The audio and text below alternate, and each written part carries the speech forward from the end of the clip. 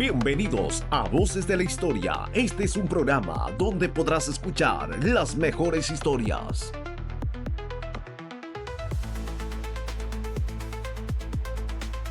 Muy buenas noches, queridos oyentes, y bienvenidos a Voces de la Historia, un podcast donde la historia y sus personajes hacen notar su voz.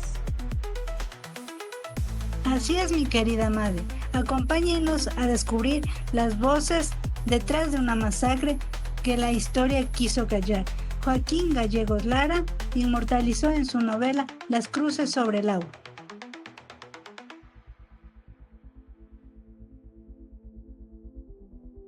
El 15 de noviembre del 1922, Guayaquil se tiñó de rojo, no por la bandera, sino por la sangre de sus propios hijos. Ese día, miles de obreros salieron a las calles. No llevaban armas, llevaban hambre, cansancio y la esperanza de ser escuchados. Pero el Estado respondió con fuego, balas, gritos, cuerpos cayendo uno tras otro y en silencio. Nunca hubo cifras claras, nunca hubo justicia. Muchos cuerpos fueron lanzados al río Guayas para borrar el crimen.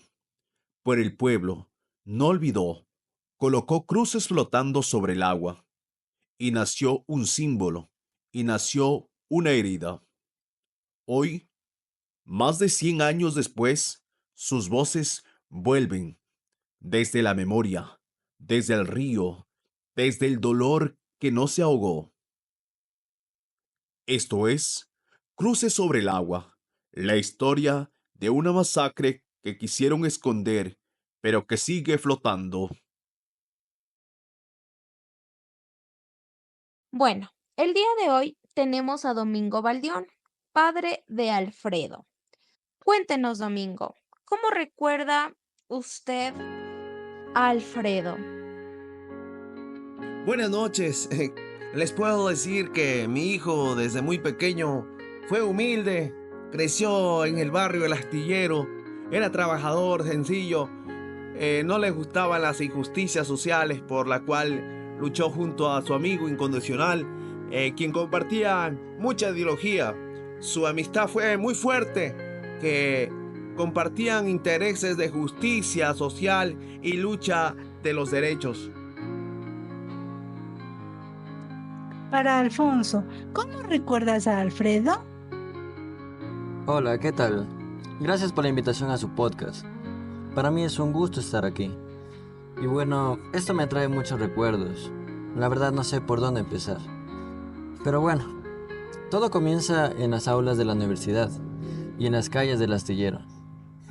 Alfredo y yo compartíamos sueños, deseábamos mucho la justicia, la dignidad para el obrero y soñábamos con un país distinto. Pero no era solo ideas, ¿saben? Eran personas, eran rostros, manos callosas de tanto trabajar e hijos con hambre. ¿Cómo recuerdas a tu amigo?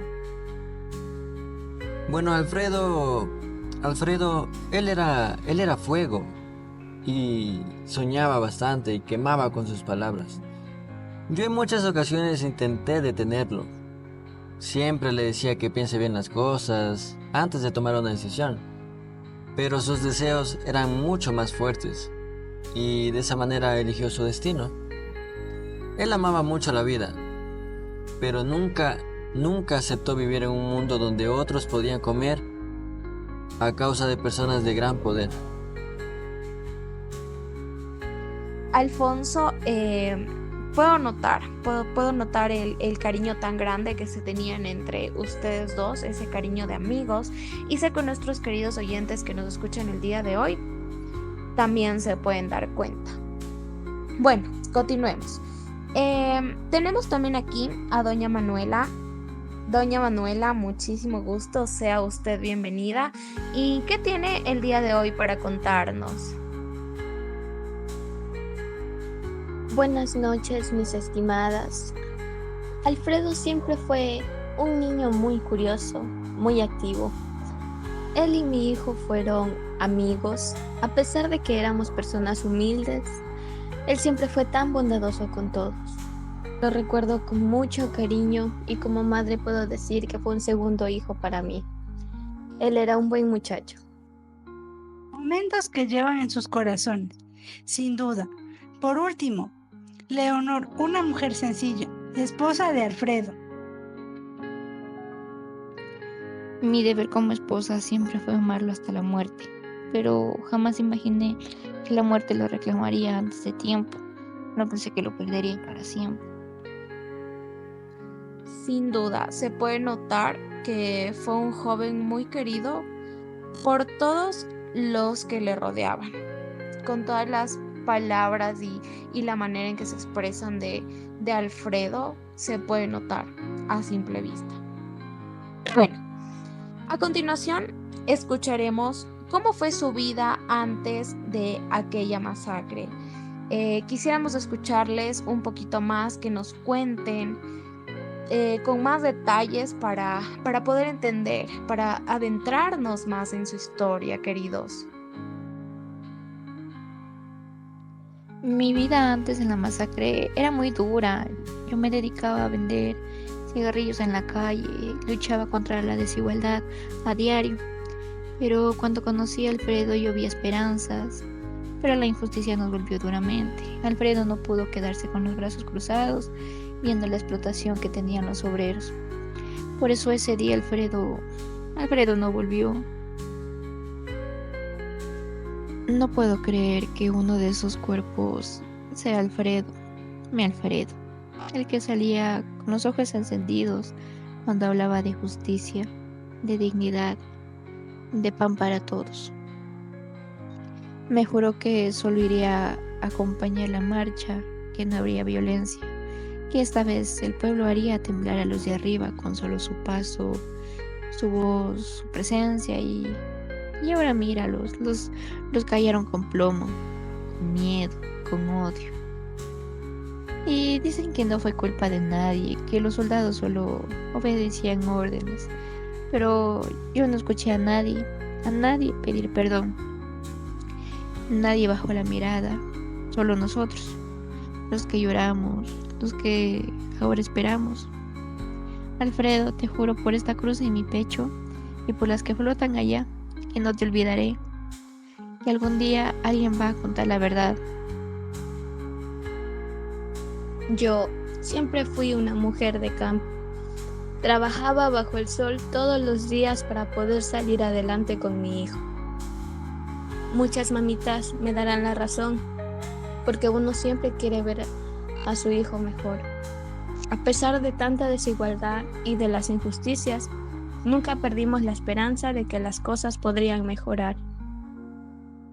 Esta es la voz de un pueblo que defiende su dignidad, pero ¿cómo se sintieron cuando surgió la protesta? ¿Qué hicieron en ese momento? Sentimos miedo y esperanza. Alfredo levantó la voz y marchó con los obreros. Yo tenía miedo, no entendía si el miedo era por la protesta o por lo que vendría después de eso. Los gritos, la sangre. Corrí, busqué, llamé a su nombre hasta que la voz se me quebró, pero Alfredo nunca respondió, nunca regresó. Comparto la angustia de Leonor. A pesar de tener un hilo de esperanza, tenía tanto miedo de las consecuencias que sufriríamos. Mi hijo siguió apoyando a su amigo. Lideró la marcha y aunque estaba aterrada, me sentí tan orgullosa de él. A pesar de la incertidumbre, fueron muy fuertes durante este proceso y siguieron luchando y luchando a pesar de todo. Eso habla muy bien de ustedes. Nos demuestra la fuerza y el valor que debe tener una persona para afrontar esta injusticia vivida en carne propia. ¿No es así, Made? Así es, mi querida Mari. Nos encontramos en un momento difícil en esta historia, pero aún debemos preguntar: ¿qué pasó durante la masacre? ¿Por qué sucedió? Tú estuviste allí el 15 de noviembre de 1922. Alfonso, ¿qué viste? Bueno, yo sí vi la marcha. Yo vi al pueblo, un pueblo unido, con esperanza en los ojos. Mujeres, niños, obreros. Ellos la verdad no querían violencia. En serio, ellos solo querían comer. Y luego... Bueno, luego hubo disparos, sin nada de piedad. No hubo advertencia. Solo hubo cuerpos desvelados, cayendo por todas partes. Gritos y más gritos.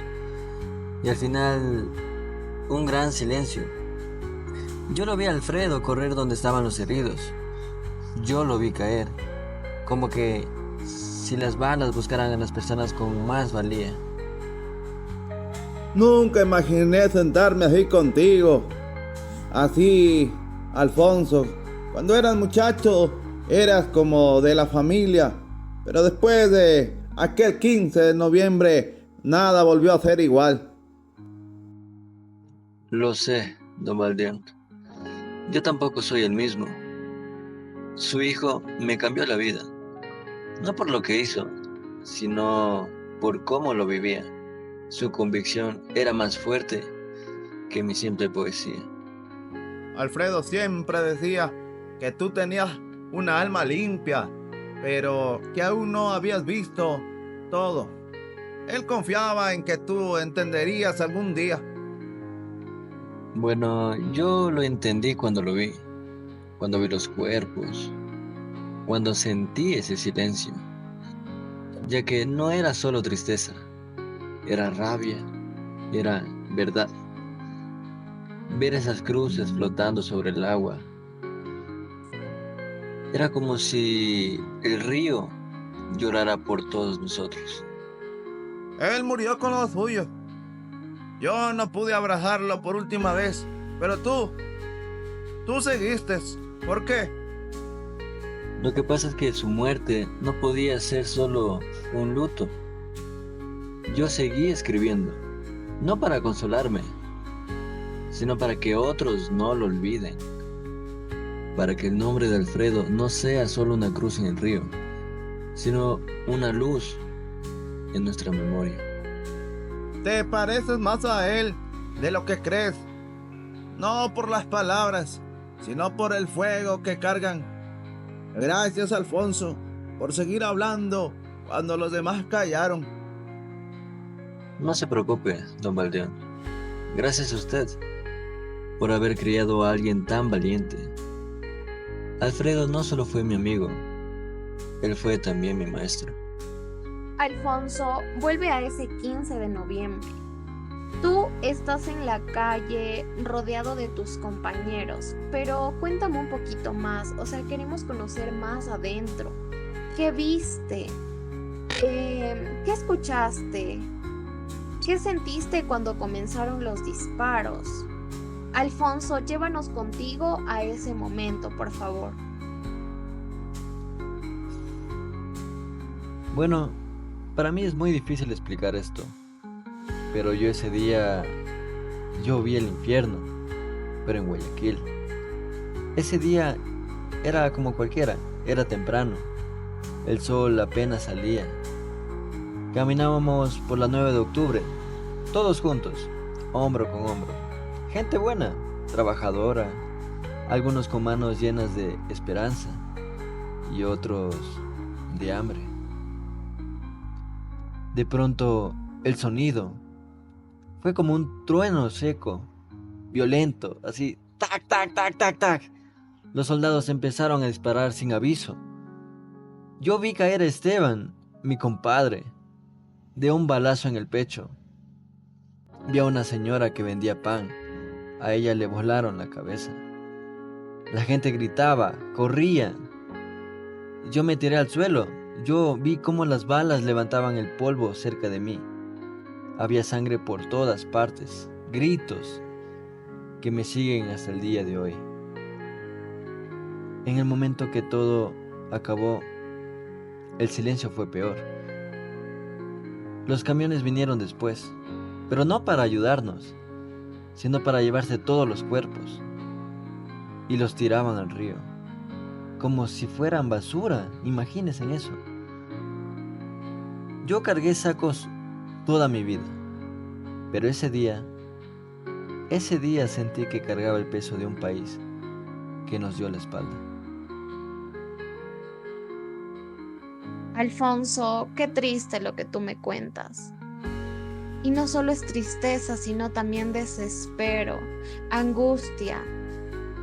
Y en parte también un poquito de enojo porque los militares no tuvieron empatía. Como ustedes mencionan, tiraban los cuerpos al río. Y si nos ponemos a pensar un poquito, eran vidas, eran seres humanos. Entiendo tu desespero y de los invitados que están aquí, cómo nos cuentan lo que ustedes vivieron. Nos condolemos por ustedes y muchísimas fuerzas. Leonor, ¿tú cómo viste eso? ¿Cómo lo viviste tú? Los obreros marchaban, era su única forma de ser escuchados, porque el hambre no se calla, porque la injusticia no desaparece con el miedo, y porque los poderosos no soportan que los pobres exijan dignidad, no soportan que los pobres alcen la voz, que exijan lo que les pertenece por derecho. Y cuando Alfredo salió a las calles, cuando su voz se sumó al clamor de los obreros, yo supe que no había vuelta atrás, su lucha era la de todos. Oh, querida Made y Mari, ¿qué les puedo decir? Solo sé que ese momento se quedará en mi memoria para siempre. Había muchos gritos, sangre. Todas las personas estaban corriendo, estaban llorando. Fue realmente aterrador. Solo eso puedo decir. Puedo sentir la angustia que ustedes sintieron en ese momento y sé que los oyentes sienten igual esa angustia. Tenaz lo que tuvieron que pasar, pero me falta por preguntarte, Alfonso, ¿qué quedó después de eso? ¿Qué queda después de eso? ¿Qué les puedo decir? Bueno, lo único que queda es la memoria y la culpa. La culpa de una promesa que aún no hemos podido cumplir. Porque ya es tarde. Nos mataron los sueños. Pero algunos aún todavía lo cargamos, como las cruces sobre el agua. Pero me gustaría mucho saber la opinión de la que fue la mamá de mi mejor amigo Alfredo. Usted, señora Trinidad, ¿qué opina? ¿Qué quedó después de eso? ¿Qué les puedo decir que queda después de eso? La verdad es que mi corazón murió ese mismo día en cuanto vi a mi hijo tirado en la calle, como que si no valiera nada. Yo no quería aceptar la realidad, no quería aceptar de que él se fue y se fue de mi lado de una manera tan trágica. Ellos me lo arrebataron y yo como madre no puedo perdonar lo que hicieron. Lo que hicieron no es justicia ni es para que entendamos que hicimos algo mal, porque no hicimos nada mal. Entonces yo quiero que entiendan que para mí ver a mi hijo ahí botado, y no solo mi hijo, sino muchos muchachos que eran jóvenes, llenos de vida, llenos de sueños, murieron ese día. ¿Por qué? Solo por tratar de defender a los más débiles, solo por ir a reclamar lo justo. Y solo fue algo pacífico, ni siquiera usaron la fuerza bruta, pero ellos sí lo hicieron. Y eso es algo con lo que yo lo recuerdo hasta el día de hoy. Te puedo decir que lo que me tiene sujeta aún es recordar a mi hijo, recordar su sonrisa, recordar cuando me acompañaba, cuando estaba a mi lado. Pero de ahí yo no puedo decir que pude avanzar, pude seguir. Eso, querida madre y querida Mari. Las cruces sobre el agua no solo fue una historia, fue real. Fueron vidas reales, fueron símbolo de una tragedia que aún resuena en la actualidad. Una historia con un mensaje triste, pero con una fuerza increíblemente poderosa, dirigida para todos ustedes. Gracias por escucharnos esta noche.